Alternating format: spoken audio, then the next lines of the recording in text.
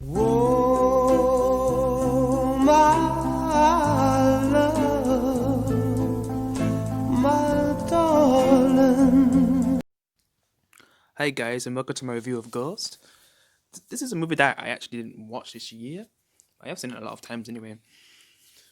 Another great classic movie that has actually turned 30 years old as well. Because yeah, I'm reviewing a lot of movies from this year that's turned like 10, 20, and 30 years old. And I think this is basically the last one. Well, I can't remember when Elf came out, so I'm not sure about that one. But yeah, this is basically the last, you know, anniversary review I'll be doing for this year. Yeah. But next year, I feel like there'll be a game which made me a gamer, which I'll be reviewing since it'll be its 20th anniversary, and basically 20 years since I proper got into games. But yeah,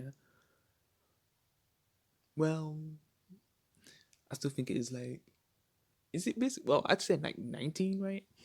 Yeah, because it's not like I played it straight away when it came out. But yeah, but yeah, I'm just gonna focus on this now, and I don't want this to be too long of a review. I'm just trying my best to make these reviews shorter. But yeah, basically, the base story before I start talking about the cast is basically like this guy and his wife and best friend like basically find a place that they can call home. So they basically like setting up the place themselves. Well, they're basically building it themselves in a way. They're basically building their own house, which you see in the beginning. And with his job, he uses that money to have the whole place set up. And yeah, he has a friend that he works with, but yeah, I just don't want to get into spoilers too much yet. So yeah, I can't really say much about the friend. But yeah, you just see these two couples who have a great relationship together. And let's just say things take a turn for the worse. And he ends up turning into a ghost, the husband. And then that's when the character on the right comes into the story to help him out. And then we're just like on an adventure with a ghost and I guess a woman who's supposedly can see the dead, which she can. Yeah. It's just like I really like this had a great storyline. It was executed perfectly, and it kind of brings more weight. Since the main actor in this movie actually died in real life. So when you get to the final scene, man, definitely a lot of weight. But yeah, I'm just gonna talk about the cast now before I talk about spoilers because yeah, I'm just trying to make these reviews shorter. All right, for the cast we have Patrick Swayze as Sam Reed. He actually passed away in real life. This is probably, I think this was his last movie as well. Well, I'm not 100% sure, but yeah, I'd need to check his movies again to see what his actual last movie was. I'm sure it was this one though. I've watched this one so many times. Then Demi Moore as Molly, I guess the wife in the movie, who's like grieving over the husband since he died. He basically gets turned into a ghost and is trying to communicate it through the movie. Yeah, but yeah, that's what I'm gonna say with her anyway. Other stuff that happened, and then Whoopi Goldberg, probably like the sister act, and then there's Ghost. Like I just love her in Ghost. Sister act, like it's hard to not like her in both movies as well. Like 1 and 2, Sister Act 1 and 2. But yeah, in the Ghost, like I just really, I really love her role. You'd think it would be more like of a supporting role, but to me, she becomes like a main character once she gets pop into the story. Her character, yeah, as Oda Mae Brown. So yeah, like Sam and May, I just love their connection with each other since she's able to see dead people basically. Yeah, and how they work together to solve what happened to him. But I'll get more into that in spoilers. And then there's the best friend, played by Tony Goldwyn, uh, Carl Brunner. Then there's Vincent Savali as the subway ghost, who helps out the main character. Oh, and Rick Aviles as Willie Lopez, which he's the reason why he even becomes a ghost. Yeah, but more on that in spoilers. If that's even counts as a spoiler, I don't know, because I have never seen a trailer, so I don't know what they possibly would have shown in the trailer. The rest of the cast, yeah, I'm not sure about them. yeah, these are all the main characters. So yeah, Sam Reed, he's the main character who ends up turning into a ghost, and like the main story mainly focuses on him, obviously, for what happened to him, and he's just trying to solve what happened to him for him to actually move on. And then Molly, like, she's grieving over her husband's death, and like, well, I can't really say too much with the best friend right now, so yeah, I'm just not even gonna mention him. And then Whoopi Goldberg's character, May, is just trying to help him out because Sam won't leave her alone, basically haunting her. Because like, well, I'll just talk about that in spoilers. But yeah, and the friend, he seems like he was a good friend to Sam, but as the movie goes on, like we find out stuff, and I'll save that for spoilers. But I guess I could start with. What am I going to start with then? Going into spoilers. I'm not really sure. But yeah, I'm just going to start talking about spoilers now.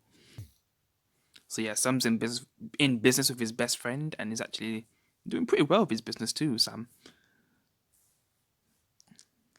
Definitely making some good profit, and it's really coming along for him. But then, like, since it's spoilers now, I'm just going to say it. His friend's actually doing things behind his back without him knowing. You wouldn't think that he'd be responsible for basically what happens. Because I think Sam's friend wanted him to get. I don't know if he wanted him. But since I haven't rewatched the movie, I kind of missed some details. So I don't know if he wanted him to get robbed or something, like try to steal something, but he kind of ends up getting killed by this person who he sets on him, which is Lopez. And that's how he dies and becomes a ghost. Because he basically wanted something from his friend Sam. That would, basically steal his money. That was his goal. So it kind of shows his true colors, like halfway through the movie or a bit later. I'd say before going into the third act. Also, when he tries to move in after what happened to Sam, that's just no.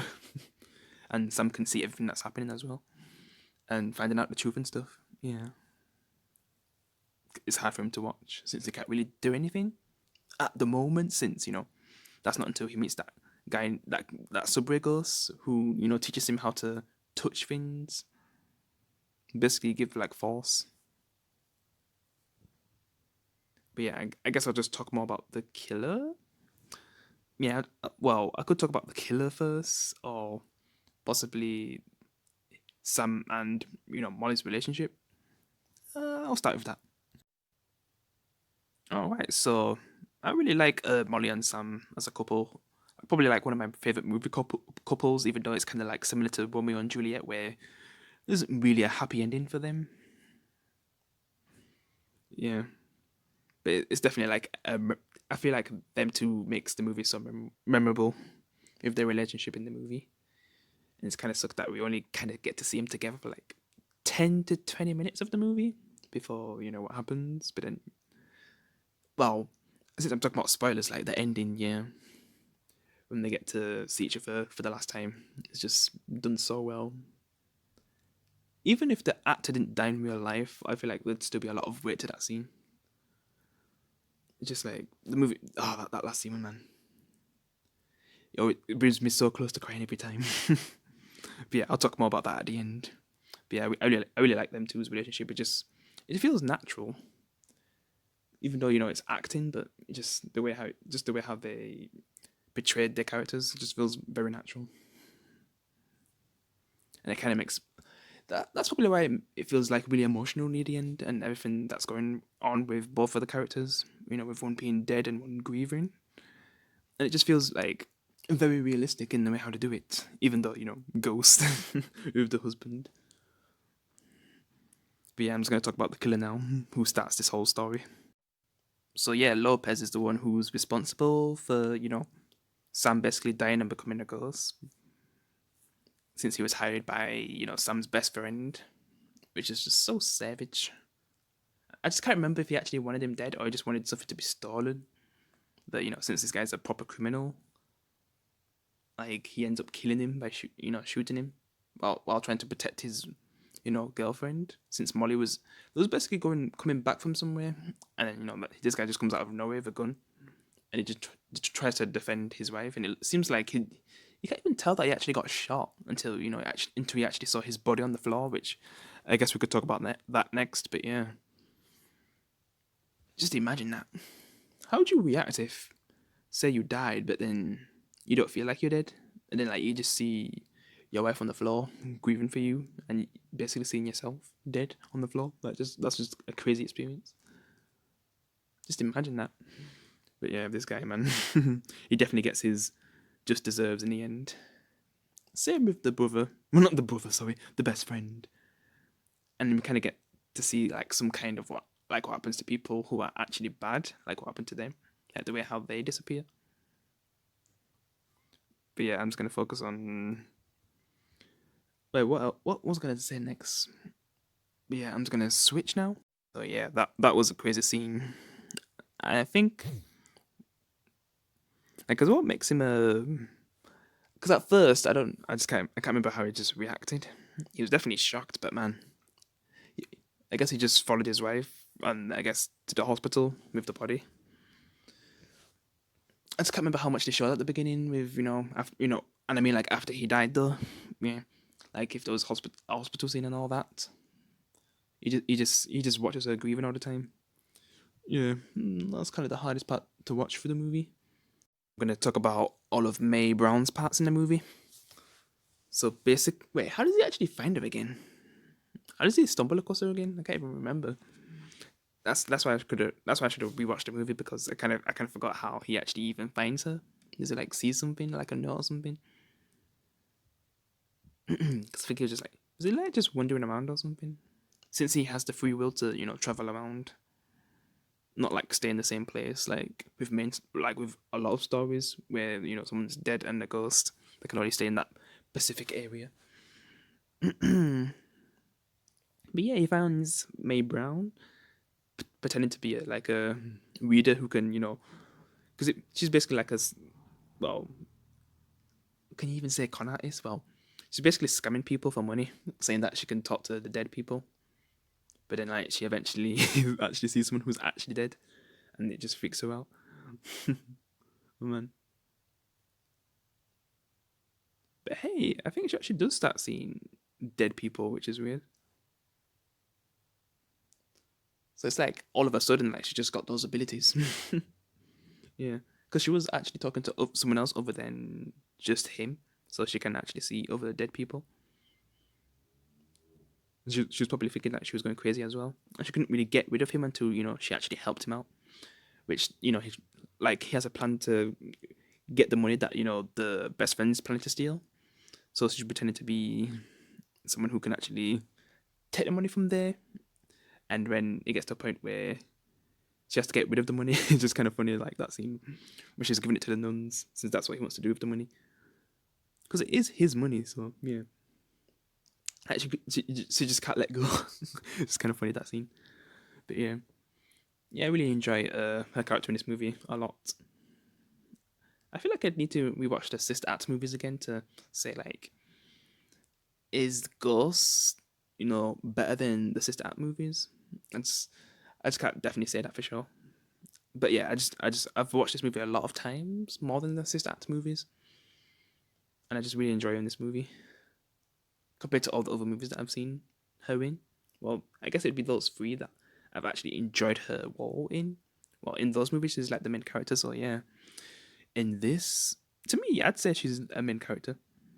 Seems like a really important piece for the main character too, for communication, especially when she eventually goes to the wife and trying to explain that her husband's still alive, but doesn't really believe at first, but then does things that only the husband would actually know. And also the scene where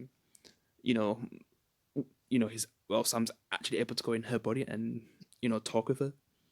Yeah, they're really able to do a lot of things with her around. So I'd definitely say she's a main character, and a very important one for the whole story. Well, for the main character, otherwise, what would he really be able to do without her? Yeah, she definitely helps out a lot.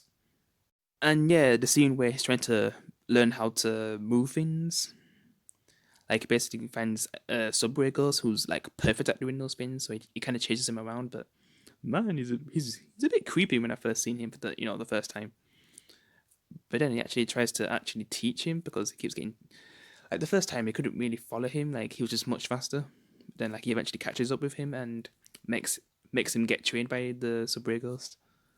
And it definitely teaches him a lot of good stuff. Because at first he just thinks like he's some noob, which, he's a noob. And then he just becomes like a pro at using the ability. And then he just tests it out on things. Then eventually he starts doing it to his friend who killed him. Especially by the end of the movie, which, that's where he's actually able to punch him too. Like he's just got that good with it.